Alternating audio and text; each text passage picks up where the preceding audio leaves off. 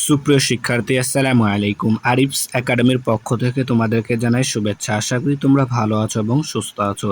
তো আজকে আমি তোমাদের গণিত বইয়ের পৃষ্ঠা নম্বর 66 এর 5 এবং 6 নম্বর অঙ্কের সমাধান করে দিব, ঠিক আছে? তাহলে চলো শুরু করা যাক। তো প্রথমে আমরা 5 নম্বর অঙ্কের সমাধান করব, ঠিক আছে?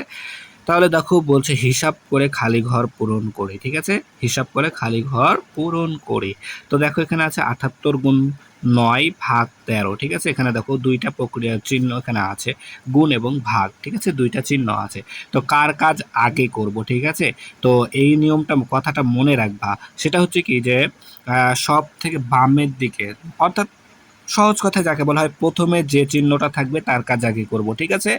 প্রথমে যে চিহ্ন থাকবে তার কাজ আগে থাকবো। অর্থাৎ দেখো এখানে প্রথমে আছে গুণ, ঠিক আছে? তাহলে 78 সাথে 9কে প্রথমে কি করব, গুণ করব, ঠিক আছে?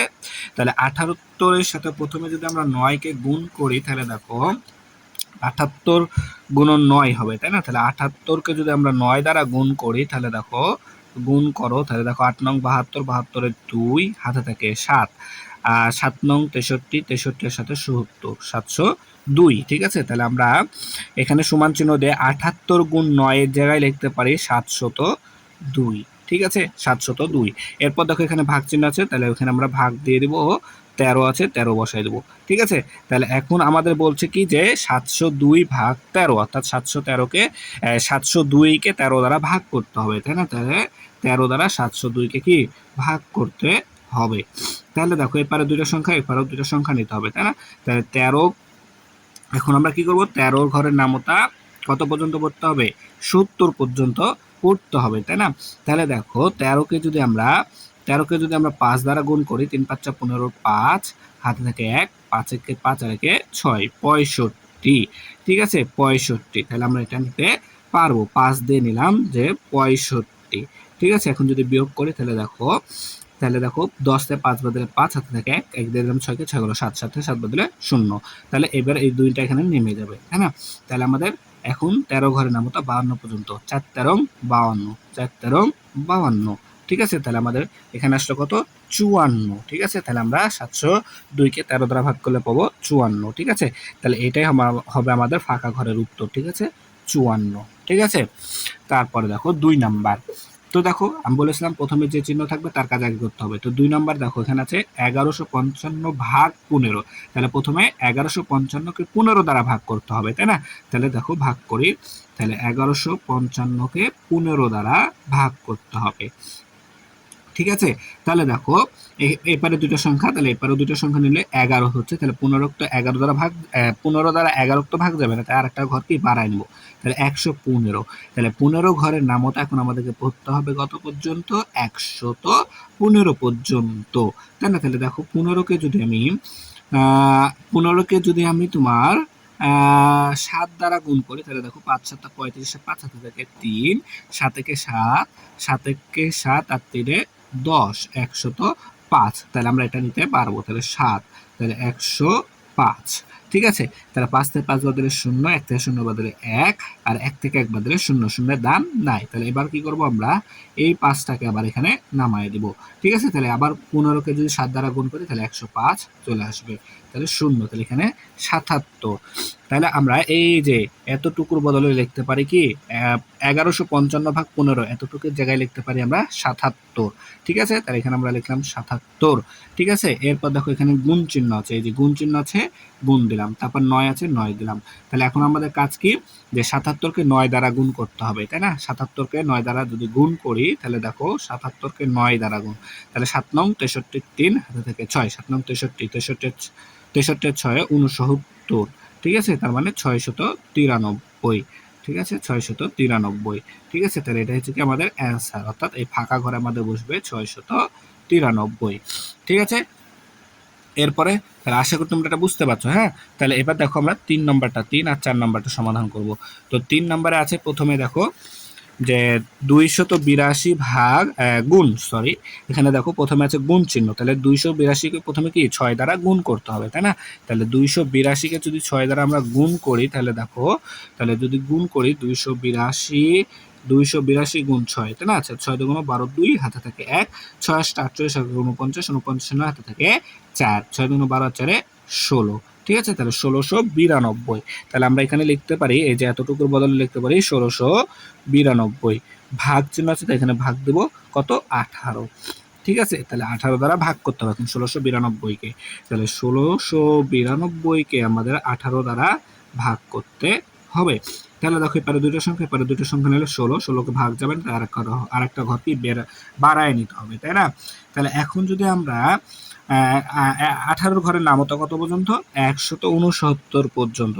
তাহলে দেখো 18কে যদি আমি 7 দ্বারা গুণ করি, 27 56 6, 27 56 6 হাত থেকে 5, 7 কে 7 আর 5 12, তার মানে 126 আরো যাবে। তাহলে যদি আমি 18কে তোমার 18কে যদি 9 দ্বারা গুণ করি, তাহলে দেখো 9 8 9 72, 72 2 হাতে থাকে 7, 9 কে 9, 9 আর হাতের 7 10 16, 162 হচ্ছে, তাই না? তাহলে এটা আমরা নিতে পারবো, ঠিক আছে, 162।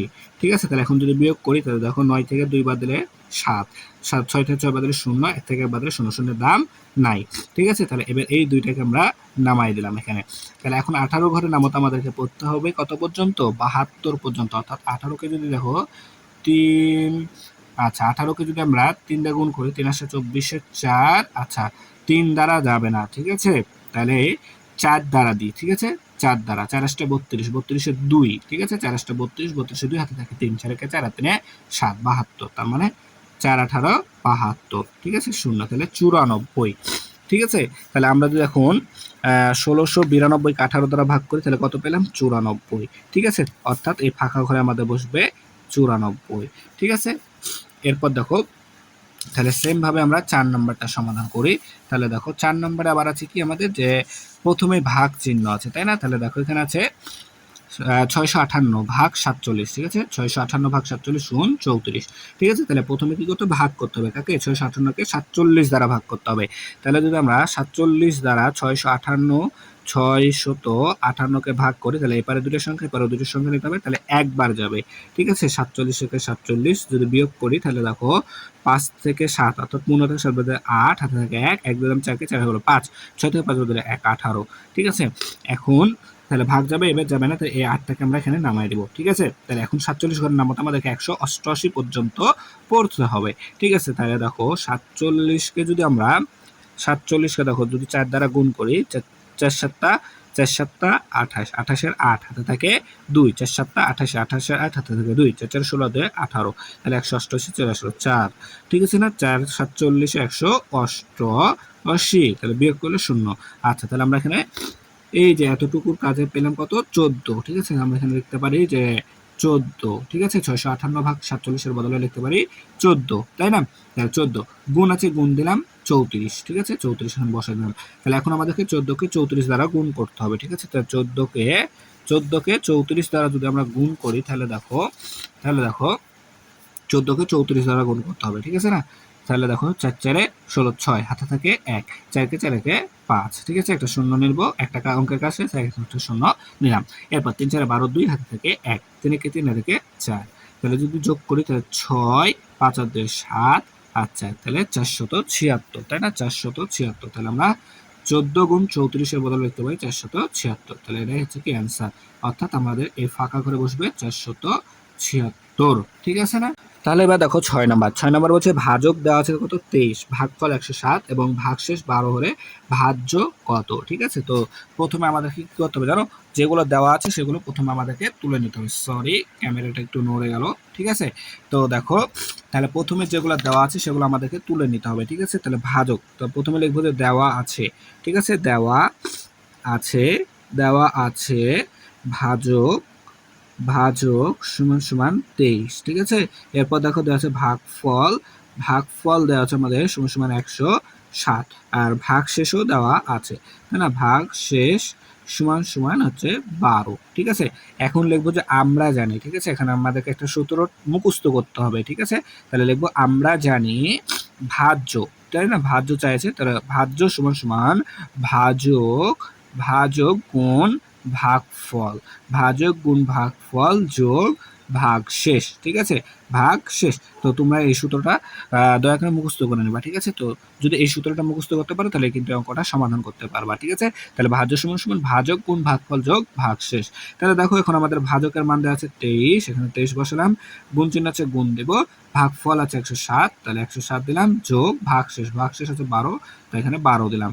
তাহলে প্রথমে কি করতে হবে, 107কে 23 দ্বারা গুণ করতে হবে, ঠিক আছে। তাহলে 107কে 23 দ্বারা গুণ করো, তাহলে 3 7 21 1 হাতে থাকে 2, 3 0 0 আর 2 বসে গেল এখানে, তাহলে 3 1 3, ঠিক আছে। তাহলে এক অঙ্কের কাজ শেষ, এখানে একটা শূন্য, 7 গুণ 14, 14 4 হাতে থাকে 1, 2 0 0 1 এখানে বসে যাবে, 2 1 2, যোগ করো যদি, তাহলে 1 4 2 6, 4 2 6, 3 আর 1 4, আর এখানে 2 বসে গেল, তাহলে 2400 অর্থাৎ 2461। তারপর যোগ 12 আছে, এখানে আমরা 12 যোগ করে দিব।